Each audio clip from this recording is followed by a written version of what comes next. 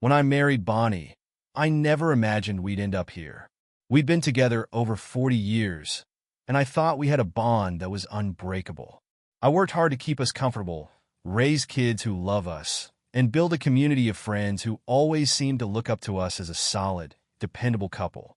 It's been a few years since I retired from firefighting, and I'd been looking forward to spending more time with Bonnie. We had this annual fishing trip tradition. Every summer, we'd drive up north to a cabin I inherited from my dad and fish in the lake where I'd learned to fish as a boy. It was just the two of us, no cell phones, no distractions, just nature and each other. I thought she loved those trips as much as I did. They were simple, but they were ours. This year, for the first time, Bonnie told me she couldn't go. She said she had errands to catch up on and didn't feel like driving up there. I was disappointed, sure, but I let it go, thinking she just needed a break. But then she started making excuses for everything, missing our Sunday dinners, declining invitations from our friends, even skipping out on little traditions like movie nights. She was suddenly too tired, too busy, or needed some time alone. I felt a growing distance between us, and I couldn't shake the feeling that something was off. Then, a friend from town mentioned he'd seen her at a local marina with another man. "Just thought you'd want to know, Dennis," he'd said, looking uncomfortable. I brushed it off as a misunderstanding. Bonnie wouldn't do that to me. Not after all we'd been through. But the idea festered, gnawing at me every night. I started noticing the little things. Bonnie was constantly on her phone, always keeping it close, and she'd go out shopping and come back with nothing. I hated myself for doubting her, but that small seed of suspicion kept growing. Finally, I couldn't stand it anymore. I confronted her one evening, asking point-blank if she was seeing someone else. She looked me in the eye and said, "Dennis, I would never do that to you."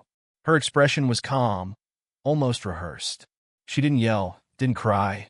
She just told me I was being paranoid. I wanted to believe her, so I dropped it, thinking maybe it was just my own insecurities playing tricks on me. But a few weeks later, I found undeniable proof. Bonnie had left her tablet on the coffee table, and a message popped up from someone named Jack. I wouldn't have thought much of it, except for the words I saw before the screen faded. "Can't wait to see you again." My heart sank. I opened the conversation, feeling like I was tearing my own life apart with each swipe. The messages went back months, filled with things I'd never have imagined Bonnie saying to anyone else. I felt like a stranger reading a stranger's words. There were details about weekend getaways, hidden dinners, and all the times she'd told me she was too busy. And then I saw something that stopped me cold. Jack was no stranger. Jack was someone I hadn't seen in years, someone I'd known since high school. My old friend, Jack Hansen. Back in the day, Jack and I were inseparable. We grew up in the same small town, shared everything from classes to our first fishing trip to our first heartbreaks. After high school, we drifted apart. He moved out west to work in construction, and I hadn't seen or even thought of him in decades. There'd been no falling out, no bad blood. We just went our separate ways. But now here he was, somehow back in town, and somehow with my wife. I felt a mix of betrayal, shock, and humiliation that I couldn't even put into words. The idea that the man I'd once called a friend had been seeing Bonnie behind my back left me reeling. I remembered the fishing trips we'd taken as young men, talking about our dreams, the future, and the kind of men we wanted to become. And now he was the man who'd betrayed me in the deepest way possible. I couldn't believe it. How long had he been back in town? How had they met again after all these years? I had so many questions, and I wasn't sure I even wanted the answers. What I did know was that I couldn't ignore it. I spent the next few days and a days, going through the motions of daily life, but feeling detached, as if watching someone else live it. My thoughts kept spiraling back to Bonnie and Jack, and every memory I had of him felt tainted now. I kept replaying old memories in my mind, wondering if I'd missed any signs, if there had ever been something between them that I'd overlooked. Had this always been brewing under the surface, even when we were young? But there was no avoiding it. I needed to confront her again. I waited until after dinner one night, when we were sitting on the porch, the same porch where we'd shared countless evenings together, talking and laughing. I took a deep breath, forcing myself to keep calm. "Bonnie," I began, my voice sounding strained even to my own ears. I know about Jack. Her reaction was subtle, but unmistakable. Her hands froze for a moment, and a flicker of fear crossed her face before she quickly masked it. She looked away, her lips pressing into a tight line, and then sighed as if I'd just inconvenienced her. "So you've been snooping on me now?" she said, her voice cold and defensive. I could hardly believe the lack of remorse in her tone, the way she looked at me, as if I were the one at fault here. "You don't get to turn this around on me," I said, barely holding back my anger. "How long has this been going on? And why Jack of all people?" For a moment, she looked like she might actually answer. But instead, she shrugged and said, "Does it really matter? It's not like things have been perfect between us, Dennis. You act like you're so surprised, but maybe you should have seen this coming." Her words felt like a slap to the face. The Bonnie I thought I knew would have at least had the decency to apologize, but this version of her was almost unrecognizable. I could feel myself teetering on the edge, emotions battling within me as I tried to wrap my head around what she was saying. "So this is my fault?" I asked, my voice shaking. "After 40 years together, this is what you have to say?" Bonnie crossed her arms, her expression hardening. "I didn't say it's your fault, Dennis. But let's be honest. Life with you has been comfortable, but not exactly thrilling. And when Jack came back into my life, it reminded me of things I'd forgotten. I've been living in your shadow for so long, taking care of your needs, being there for you every step of the way. I just needed something more." I sat there in stunned silence, her words echoing in my mind. She didn't even try to deny it, didn't apologize, didn't show a hint of regret. She was talking about our life as if it had been some dull obligation, a burden she'd carried while secretly resenting me for it. And the part that hurt the most? The way she spoke about Jack, as if he was the solution to some emptiness I'd unknowingly caused. "So what now?" I asked, trying to keep my voice steady. "Are you planning to leave me for him?" She looked at me, and for the first time that night, I saw a hint of hesitation in her eyes. "I don't know, Dennis," she said quietly. "I didn't think this far ahead." I couldn't hold it in any longer. "You didn't think this far ahead? You mean you were just, what, using him to fill some void, without even thinking about the consequences?" She didn't respond, just stared out into the darkening sky, as if she could avoid the reality of the situation by ignoring me. I felt a surge of anger rising, mixed with a deep, gnawing sadness. This was the woman I'd built my life with, the person I thought would stand by me through anything. And now, here she was casually dismissing me, our marriage, our entire life together. Finally, I stood up, my legs feeling heavy and numb. "I can't do this right now," I muttered, turning to go inside. I needed space, needed air, anything to clear my mind and get away from the cold stranger sitting on my porch. As I walked into the house, I heard her say, "Dennis, we're both adults here. No need to make this dramatic." I didn't respond, but in that moment, I knew one thing for certain. I wasn't going to let this go quietly. I spent that night in the guest bedroom, lying awake, staring at the ceiling, the silence of the house pressing down on me. Bonnie's words echoed in my mind, her indifference cutting deeper than any heated argument or dramatic betrayal ever could. I kept replaying our conversation, hoping to find some trace of remorse, some sign that the woman I'd loved for 40 years was still in there somewhere. But the more I thought about it, the more I realized that Bonnie had already checked out, emotionally gone long before she ever met up with Jack. The next morning, I was up before dawn, my mind buzzing with a restless energy. I needed answers, needed to understand how this had all started. So I did something I never thought I'd do. I decided to find Jack. After all, he'd been a part of my life once, a friend I'd trusted like a brother. Maybe he'd have something to say for himself. Maybe he'd at least pretend to feel guilty. I remembered an old fishing spot Jack and I used to go to as teenagers, a quiet little lake about 20 miles outside of town. We'd always talked about buying land out there, building cabins next to each other when we were old men. I wondered if he still went out there, if he'd staked a claim on the place where we'd once shared our dreams. By some strange stroke of luck, or fate, I found him there, sitting by the lake, casting a line out like we'd done countless times before. His hair was grayer, his face lined with years I hadn't been there to witness, but there was no mistaking him. Jack Hansen, my old friend and now my wife's lover, sitting there without a care in the world. He looked up when he heard my footsteps, and for a brief second, his face lit up with surprise. "Dennis," he called, his voice carrying over the still water. He looked genuinely glad to see me, as if nothing had happened, as if I hadn't found out about his betrayal. I felt my fists clench involuntarily, but I forced myself to stay calm, at least for now. "Hello, Jack," I said, keeping my voice steady. I walked closer, trying to keep my expression neutral, though every fiber in my body wanted to let loose. He shifted slightly, sensing the tension. "Been a long time," he said cautiously. "Didn't think I'd run into you out here." "Oh, I didn't just run into you, Jack. I came looking for you," I said, unable to hide the edge in my voice. I wanted him to feel the weight of my words, to understand exactly why I was here. He frowned, his eyes narrowing slightly. "Looking for me? What for?" "For answers," I said, my voice sharp as I took a step closer. "About why you thought it was a good idea to sneak around with my wife." His expression changed instantly, surprise giving way to guilt, then to a sheepish look that made my blood boil. He looked away, down at the lake, his hand gripping the fishing rod like he was trying to ground himself. "Dennis, I didn't expect you to find out this way," he muttered, his voice barely above a whisper. I don't know. I thought maybe I'd just leave town again before it got to this." "Leave town? That's your answer?" I could hardly believe what I was hearing.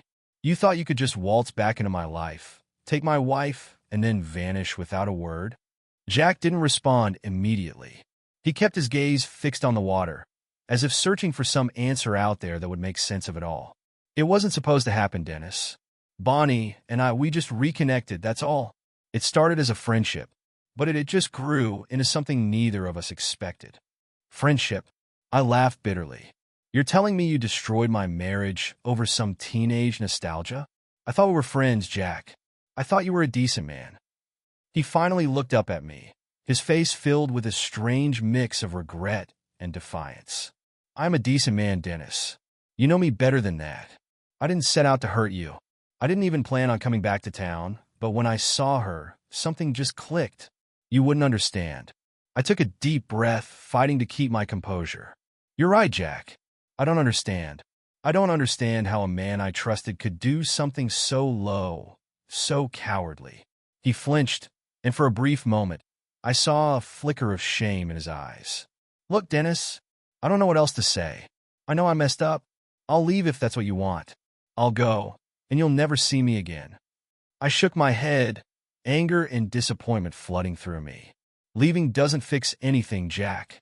You think disappearing again will make this go away? I'm not the same naive kid you left behind years ago. I'm not going to let you ruin my life and just walk away." Jack's face hardened. "What do you want from me, Dennis? An apology? Some kind of penance? What will it take for you to let this go?" "Let this go?" I took a step closer, feeling the anger burn through me.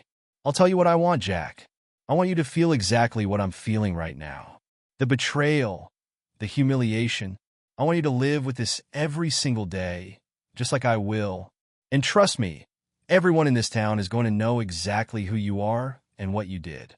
Jack paled at my words, and I could see he hadn't expected this. He thought he could walk away, hide from the consequences. But I was done being the fool. I wasn't about to let either of them walk away unscathed. I turned on my heel, leaving him sitting there by the lake, his face pale and stricken. As I walked away, I felt a strange, cold satisfaction building inside me. I knew exactly what I was going to do next, and it wasn't going to be quiet or discreet. This was just the beginning. I drove home from the lake, my mind racing, each thought colder and sharper than the last. The satisfaction I felt in confronting Jack hadn't softened the betrayal. If anything, it had fueled it. Seeing his pale, stunned face had given me a bitter sense of justice, but it wasn't nearly enough. He tried to brush off my pain as though it were an inconvenience, something he could walk away from without consequences. Not this time. When I pulled into the driveway, Bonnie was in the garden, pretending everything was normal, trimming the roses like she hadn't just ripped our marriage to shreds. She didn't even look up when I walked past, as if she could avoid facing what she'd done. Well, that was about to change. Inside, I went straight to the old bookshelf in our study and pulled down the family photo album. It had been a while since I'd opened it, but I knew it by heart. Each page was filled with memories, birthdays, holidays, vacations, and moments that felt unbreakable at the time. I flipped through them slowly, feeling the weight of what we'd built and what she'd tossed aside so casually. Each photo was like a wound, a reminder of what we'd been and what we could never be again. An idea started forming, something that would hit Bonnie exactly where it hurt. Our 40th wedding anniversary was coming up in just 2 weeks, and we'd already made plans to host a big gathering. All our close friends and family were invited. Even our kids were coming back to town for it. It would be the perfect opportunity to expose everything she and Jack had done. The thought alone gave me a strange sense of calm. For years, Bonnie had played the role of the perfect wife in front of everyone. They saw her as sweet, dependable, always there to support me. She'd fooled everyone, including me. But now, I was going to strip away that image in front of all the people who thought they knew her best. For the next few days, I put my plan into motion, making sure every detail was perfect. I kept my distance from Bonnie, staying in the guest room, barely speaking a word to her unless necessary. She seemed to think my silence meant I'd given up, and I could tell she was growing bolder. She went out more often, coming back later each time, her excuses weaker and more dismissive. It was almost as if she thought I'd just accepted it, that I was willing to turn a blind eye. What she didn't know was that each time she left, I was gathering more evidence. I checked her phone when she left it unattended, reading through the messages between her and Jack, saving every incriminating line. I printed copies of the texts, marked the dates, and even made notes on what she'd told me each time she'd lied about her whereabouts. By the time I was done, I had a solid timeline of her betrayal, a record that would leave no room for denial. The day of our anniversary celebration finally arrived, and I could feel the tension building inside me like a live wire. Bonnie spent the morning preparing, humming to herself as if everything was fine.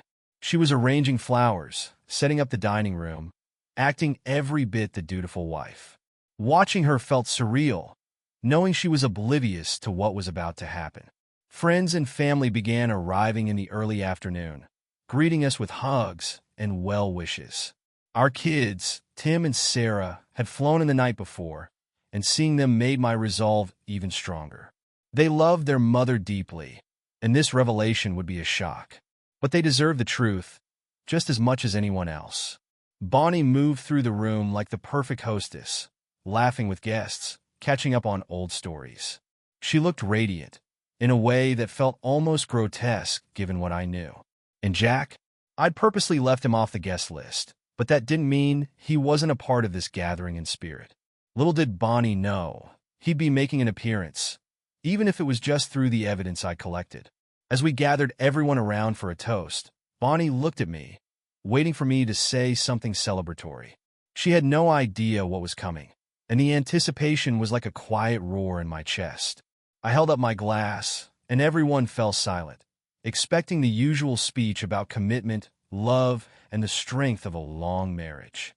But I had something else in mind. First off, I began, my voice steady. Thank you all for being here. I know you came to celebrate 40 years of marriage, and for that, I'm grateful. But today I have to share something that's been weighing on me. Bonnie's face fell slightly, her eyes darting around the room, sensing that something was wrong. She reached out, touching my arm, but I moved just out of reach. For 40 years, I thought I knew my wife. I continued, feeling the weight of my words. But recently I learned that wasn't the case. While I've been loyal, there for her, and supported her through everything, it turns out that wasn't enough. Bonnie's face turned pale, her hand trembling as she lowered her glass. "Dennis, don't do this," she whispered, her voice barely audible. Ignoring her, I reached into my pocket and pulled out a small stack of papers. The messages between her and Jack, each one a piece of evidence she couldn't refute. I held them up for everyone to see. "This," I said, my voice hardening, "is what 40 years of marriage meant to Bonnie. While I've been faithful, she's been seeing someone else. And not just anyone, an old friend of mine. Someone who knew me, who knew us. Gasps filled the room, and Bonnie looked like she'd been slapped, her face a mask of horror as the reality of the situation dawned on her. "Dennis, please not here. Not like this," she stammered, her voice thick with panic. "Why not, Bonnie?" I asked, finally allowing the anger to surface. "You were fine hiding it from me, lying to my face, betraying everything we built together. Now, everyone gets to see the real you." The room was silent. Every face turned towards us in shock and disbelief. Bonnie's eyes filled with tears, and for the first time, I saw genuine fear in her expression. She was finally realizing the extent of what she'd done, and the impact it would have on her reputation, her friendships, her relationship with our kids. Tim and Sarah stood frozen, their faces a mixture of confusion and hurt. They looked at Bonnie, clearly struggling to reconcile the mother they knew with the woman standing before them, exposed and humiliated. Without another word, I placed the papers down on the table, walked away, and left her standing there, the weight of her actions crashing down on her.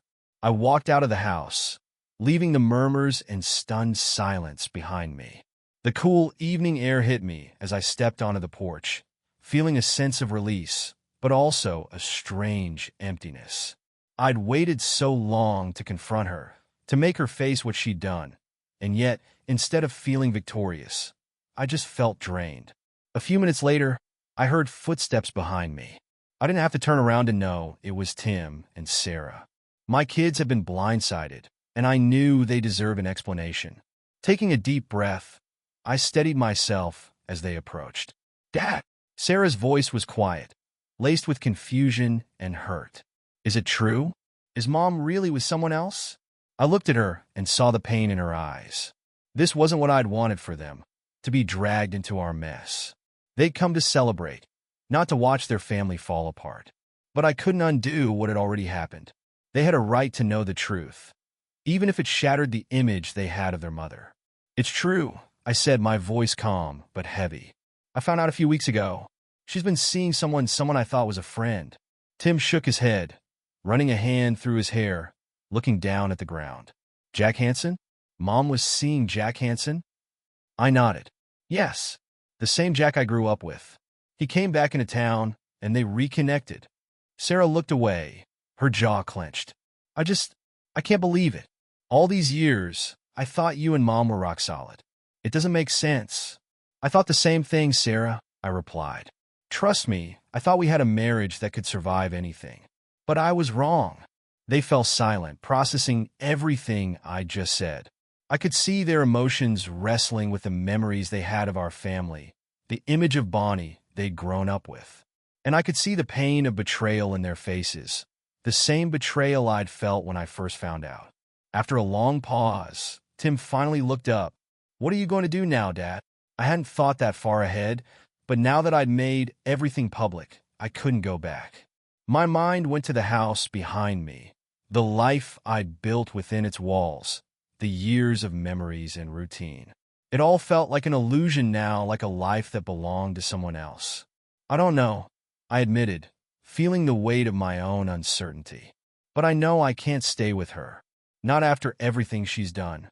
Sarah reached out, placing a hand on my shoulder. "We'll support you, Dad. Whatever you need, we'll be here." Her words brought a sense of relief, even if it was tinged with sorrow. I'd worried that they'd blame me for this, that they'd resent me for tearing apart the family. But seeing their understanding, their willingness to stand by me, made me feel less alone in this nightmare. We spent a few more minutes outside, the silence between us comforting in its own way. Finally, we headed back inside, bracing ourselves for the fallout. Bonnie was still in the living room, surrounded by guests who were now murmuring amongst themselves, casting her uneasy glances. Her face was flushed, her eyes red from crying, but she managed to hold her head up, trying to keep her composure. As we walked in, she looked at me, and for a second, I saw a flicker of desperation in her eyes. She took a few steps toward me, her hands outstretched, pleading. "Dennis," she said, her voice shaking. "Please, let's talk about this. We can work through this. I know I made a mistake, but don't throw everything away over one lapse in judgment." "Lapse in judgment?" I repeated, my voice echoing across the room. This wasn't just one mistake, Bonnie. You've been lying to me for months, maybe longer. You destroyed our marriage, our trust. And for what? To rekindle some old fantasy? Bonnie's face fell, and she looked around, clearly aware of the eyes on her. Her mask of calm was starting to crack, and I could see the panic rising. But I wasn't about to let her twist the narrative or sweep this under the rug. Not this time. You didn't think about our family, about what this would do to us. I continued, my voice unwavering. You chose to keep this secret, to live a double life. And now you're asking me to pretend like it didn't happen? Bonnie looked down, her hands wringing together, clearly at a loss for words. The room had gone silent again, the guests watching as if they were caught between wanting to leave and feeling compelled to stay. I knew this was uncomfortable for them, but a part of me wanted them to see it, to witness the real Bonnie, the woman who'd shattered our marriage. Finally, she looked up, her face flushed. Dennis, I know I made a mistake, but we have years together. Don't those years count for something? We have a life, a family. We can go to counseling. Counseling? I cut her off, shaking my head. You had your chance, Bonnie. You could have come to me, talked to me, told me what you needed. But instead, you went to him. You chose to betray me, to lie to my face. There's no counseling that can fix that. She opened her mouth as if to protest, but the words didn't come. I could see the reality sinking in, the realization that I wasn't going to forgive and forget. The Bonnie I thought I knew might have fought harder, might have shown some true remorse. But the woman standing in front of me seemed more focused on salvaging her reputation than on saving our marriage. Turning to our friends and family, I took a deep breath, gathering what was left of my composure. I want to thank everyone for coming tonight, and I apologize for the unexpected turn of events. But I couldn't go on pretending that everything was fine.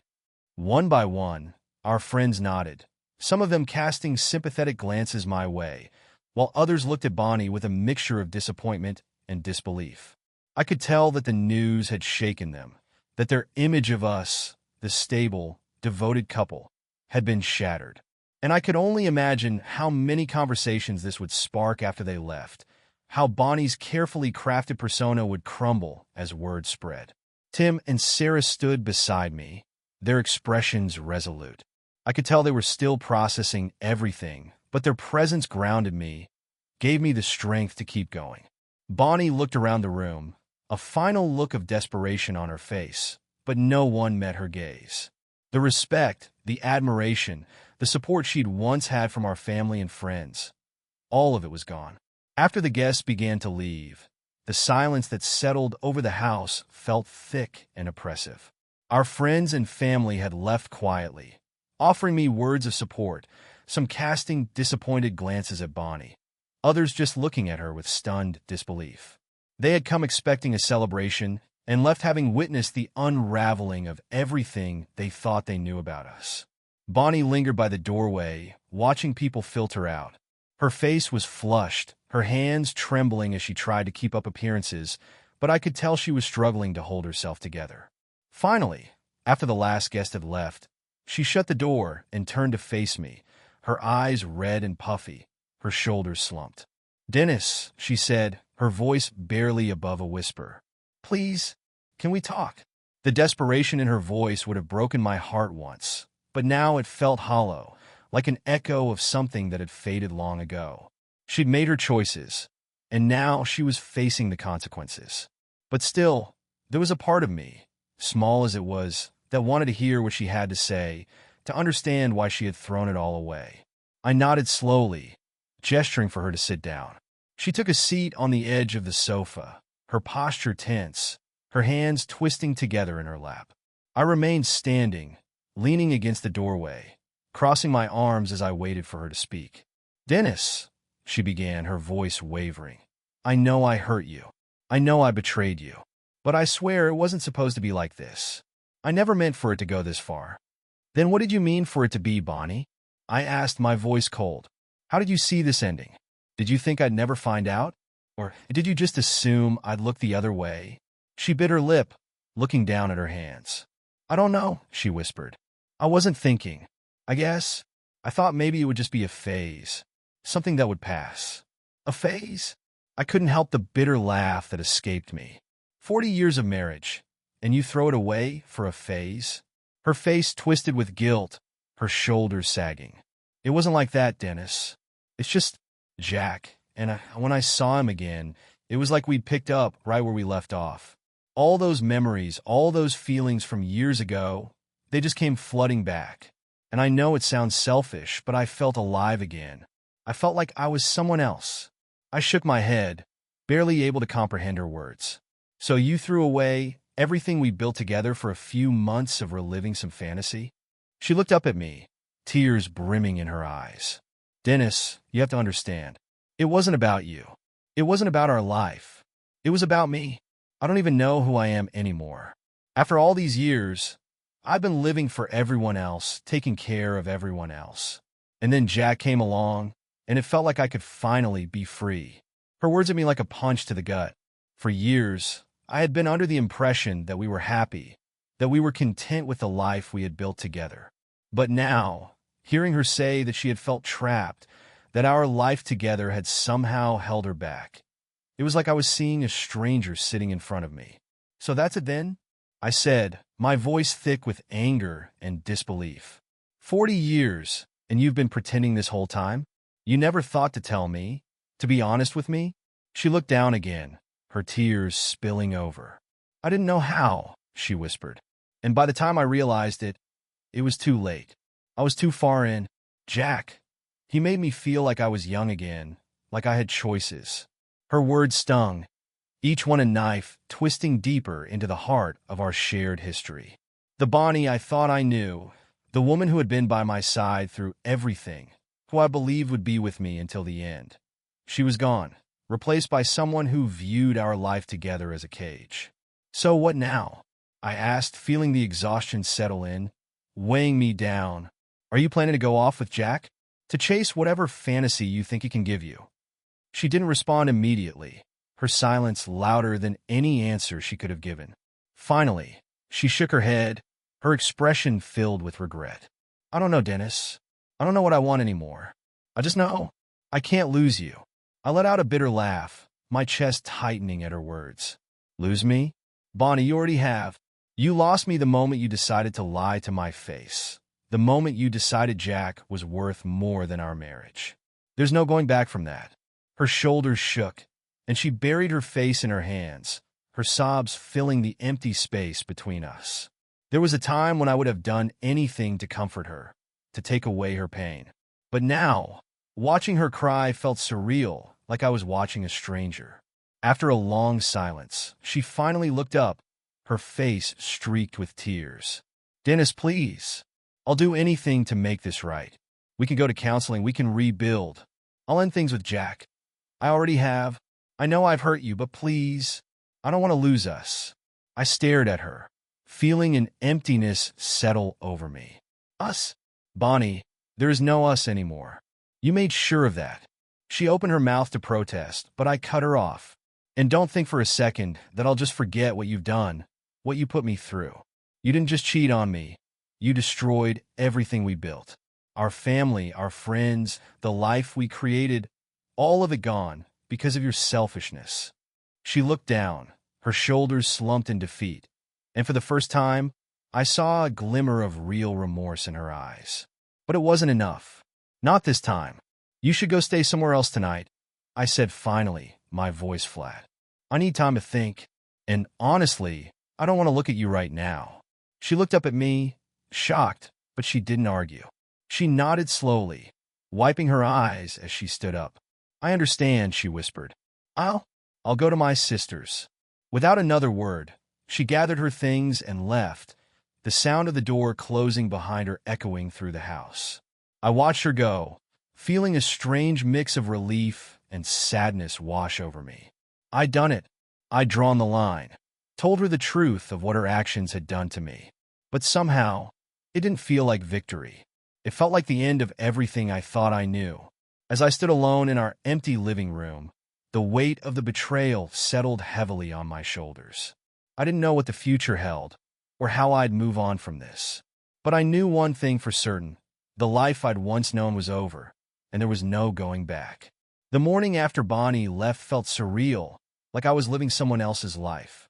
I'd finally exposed her betrayal to everyone we knew, and she was gone, but the house still felt haunted by her presence. I couldn't escape the memories clinging to every corner, and despite knowing she was gone, I couldn't shake the feeling that she'd walk through the door at any moment, pretending nothing had happened. As I moved through the house, I felt restless, so I decided to head outside. The garden was Bonnie's sanctuary, but today, it felt like neutral ground. I sat down on the bench she'd insisted we place in the middle of the yard, the one she used to sit on during early mornings, coffee cup in hand. Today, the garden felt as hollow as I did.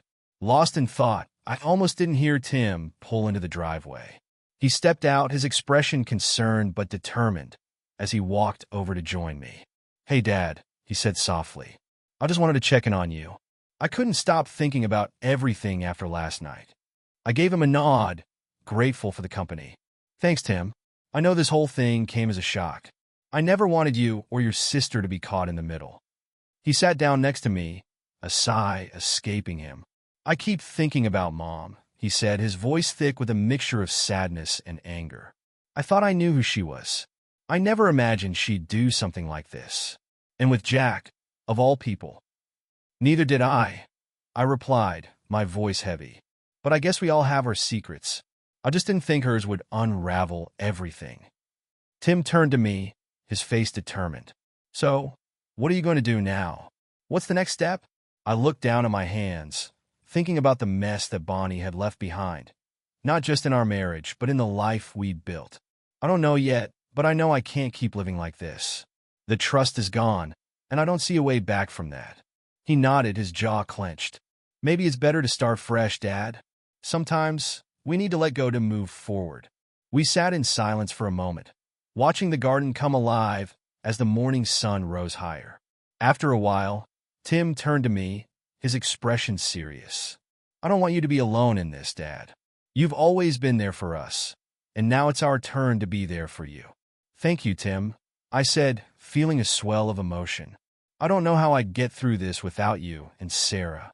We talked for a little while longer, reminiscing about better times, about memories that weren't yet tainted. Finally, Tim stood up, giving my shoulder a reassuring squeeze.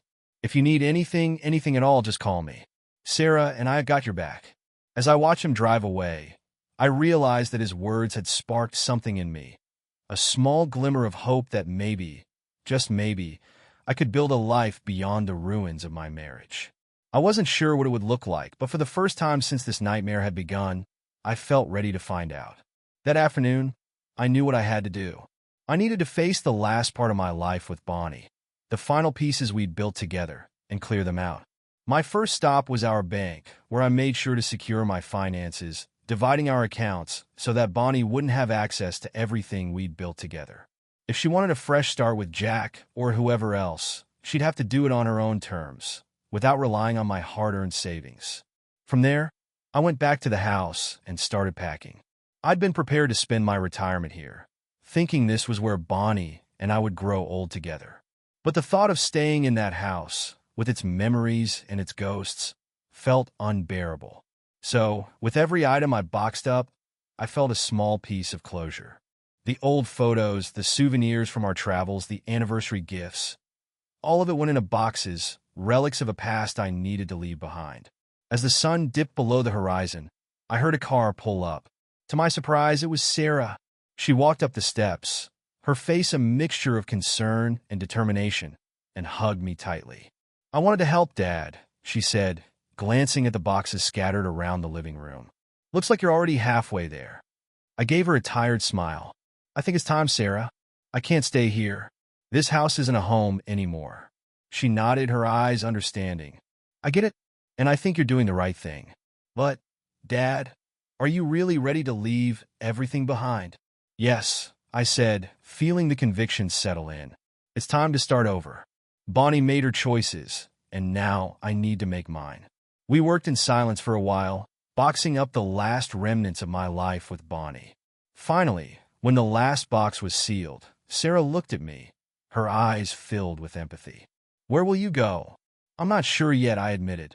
Maybe up north for a while. I could spend some time at the old cabin, clear my head. Sarah smiled softly. That sounds perfect. Maybe you'll find some peace up there. Before leaving, she hugged me again, tighter this time. Dad, I want you to know you deserve better than this. You deserve someone who'll stand by you, who won't take you for granted. And even if it's just you, I know you'll find a way to be happy again. Her words stayed with me as I finished packing up the house. The next morning, as I stood in the doorway, looking back at the empty rooms one last time, I felt a strange mixture of grief and relief. This house had been my life with Bonnie, but now it was just an empty shell, a reminder of what had been lost. Leaving it felt like closing a door to a part of myself that no longer existed. With a deep breath, I turned and walked out, locking the door behind me. Over the next few weeks, I settled into life at the cabin. The solitude was a balm, giving me space to think, to breathe, to process everything that had happened. At first, the quiet was overwhelming, a constant reminder of the emptiness that Bonnie's betrayal had left behind. But slowly, I began to find a sense of peace. I spent my days fishing, hiking, and reading, things I'd always wanted to do but never had time for. I found solace in the simplicity, in the rhythms of nature. The anger and hurt that had once consumed me began to fade, replaced by a quiet acceptance. Bonnie had made her choices, and now I was making mine. One evening, I received a letter in the mail. It was from Bonnie. I hesitated, holding the envelope in my hands, wondering if I should even open it. But curiosity got the better of me, and I unfolded the letter, reading her familiar handwriting. The letter was filled with apologies, explanations, regrets. She spoke of her loneliness, her struggles, the emptiness she'd tried to fill with Jack. She admitted she'd made mistakes, that she hadn't appreciated what we had until it was too late. She asked for forgiveness, though she didn't expect it, and she wished me well in whatever future I chose for myself. As I finished reading, I felt a strange sense of closure. The words didn't erase the pain or undo what she'd done, but they offered a kind of finality. Bonnie was no longer a part of my life, and now, with her letter, I could finally put her and everything we'd shared behind me. I stood on the porch, looking out at the lake, feeling the last of the anger and bitterness slip away. For the first time in months, I felt truly free. I didn't know what the future held, but I was ready to find out. And maybe, just maybe, I'd find happiness again, on my own terms, with a life I could rebuild from the ground up. As I watched the sun set over the water, I felt a quiet sense of peace settle over me, a feeling of hope that had once seemed impossible. I'd been through hell, but I was still standing, and as far as I was concerned, that was just the beginning.